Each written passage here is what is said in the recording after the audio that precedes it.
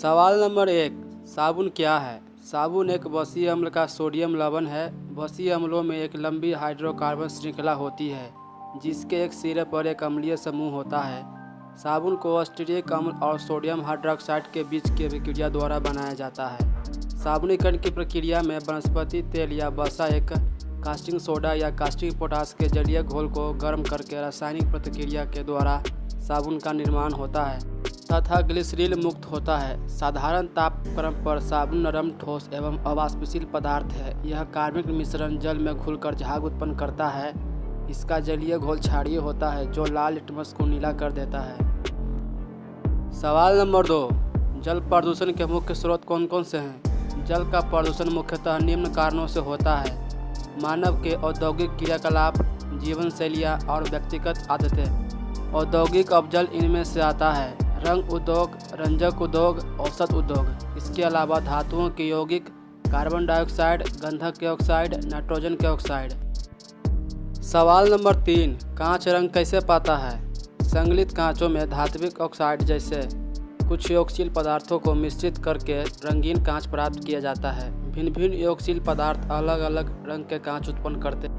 जैसे ferric oxide मिश्रित करने के फलस्वरूप भूरे रंग का कांच प्राप्त होता है। इसी प्रकार क्रोमिक ऑक्साइड, मैग्नीज डाइऑक्साइड एवं कोबाल्ट ऑक्साइड को अलग अलग संगलित कांचों में मिश्रित करने के फलस्वरूप क्रमशः हरे, लाल एवं नीले रंगों के कांच प्राप्त होते हैं। कांच में रंग देने के लिए उसमें अल्प मात्रा में धातुओं के यौगिक मिलाए जाते हैं। सवाल नंबर 4।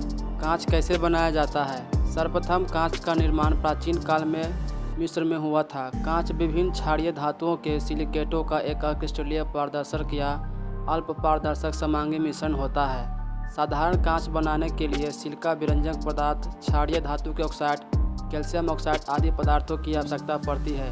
इन सभी पदार्थों में आपस में पीसकर चूर्ण में परिवर्तित करके भट्टियों में पिघलाया जाता है। जब चूर्ण पिघलकर द्रव अवस्था में परिणत हो जाता है तो उसे द्रव का कांच कहते हैं। इस द्रव कांच को बर्तन बनाने वाले विभिन्न सांचों में ढालकर धीरे धीरे ठंडा किया जाता है। अतः क्रिस्टलीय ठोस रूप में कांच का एक अति शीतित द्रव्य है। कांच का अनिलीकरण कांच की बर्तन बनाने वाले विभिन्न सांचों में डालकर धीरे धीरे शीतलन करने की प्रक्रिया को कांच का अनिलीकरण अथवा कांच का तापानुशीतलन कहते हैं।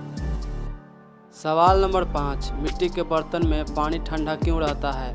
जब किसी तरल पदार्थ का तापमान बढ़ता है तो भाप बनती है। भाप के साथ तरल पदार्थ की ऊष्मा भी बाहर जाती है।